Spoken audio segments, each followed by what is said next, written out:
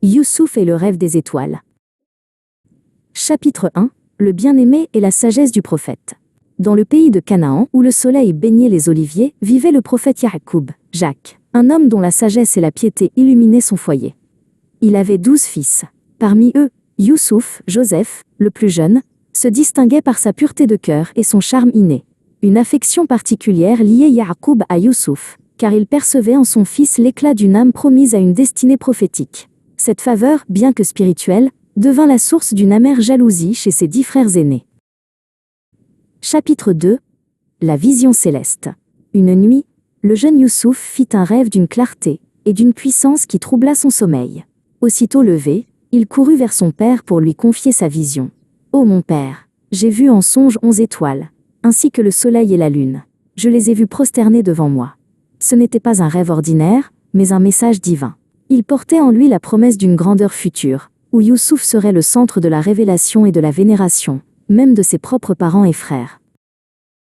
Chapitre 3. L'interprétation prophétique. Yacoub comprit immédiatement la signification spirituelle du songe. Il y vit la concrétisation de la lignée prophétique. Les 11 étoiles étaient ses frères, le soleil et la lune étaient lui-même et l'épouse de Youssouf, et leur prosternation symbolisait la reconnaissance de l'autorité spirituelle et de la station élevée que Dieu accorderait à Youssouf. Yacoub savait que ce rêve était une graine qu'il fallait protéger du vent dévastateur de la jalousie. Chapitre 4. La mise en garde. La sagesse de Yacoub s'exprima alors dans un avertissement solennel. Il comprit que l'annonce d'une telle élévation allumerait une étincelle destructrice dans le cœur déjà aigri de ses autres fils. Il murmura à Youssouf le regard plein de sollicitude et de graves prémonitions. « Mon fils, ne raconte pas ta vision à tes frères, car ils comploteraient certes contre toi. Le diable est pour l'homme un ennemi déclaré. » Coran, Sourate Youssouf, 12/5. Chapitre 5. La jalousie dévoreuse. Malgré la discrétion de Youssouf, les frères sentaient l'aura de faveur autour de lui. La jalousie est une maladie de l'âme qui déforme la perception et étouffe la raison. Ils se sentirent dépossédés de l'amour de leur père. Dans leurs discussions secrètes, ils conclurent que Youssouf et son jeune frère étaient plus aimés de notre père que nous, alors que nous sommes un groupe bien fort.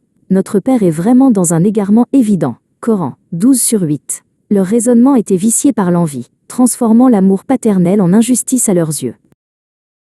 Chapitre 6. Le complot des ténèbres. L'envie se transforma en intention concrète. Ils se mirent d'accord sur un plan cruel, éloigner Youssouf pour qu'il ne soit plus un obstacle. L'un d'eux suggéra de le jeter au fond d'un puits isolé. C'était un acte de méchanceté délibéré, justifié par un faux espoir. Après cela, nous serons des gens de bien. Ils pensaient qu'une fois l'acte commis, leur cœur s'apaiserait, et qu'ils pourraient retrouver leur intégrité. Leçon morale. Le mal ne peut jamais être un chemin vers le bien. La repentance véritable commence par le regret, non par un calcul cynique. Chapitre 7. La ruse fraternelle.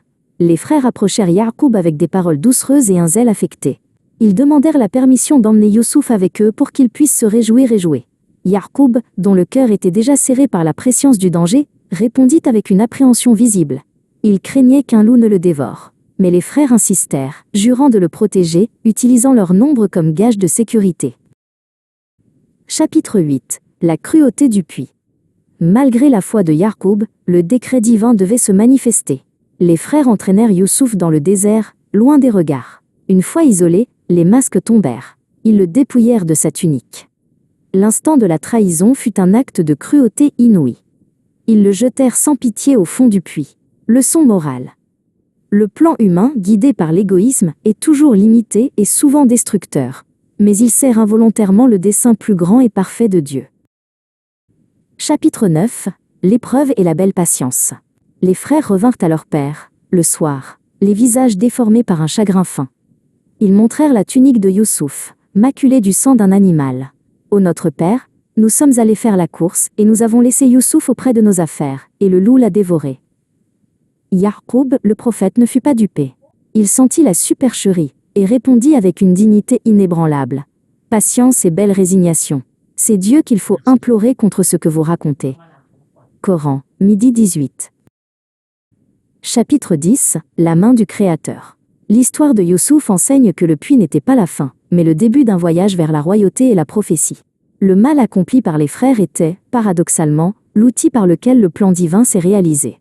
Les épreuves, la souffrance et la trahison étaient les passages nécessaires pour élever Youssouf au rang prédestiné par son rêve. Leçon morale, la sagesse de Dieu est absolue. Ce que l'homme perçoit comme une calamité peut être un chemin de purification et d'élévation, menant à la réalisation d'une promesse divine.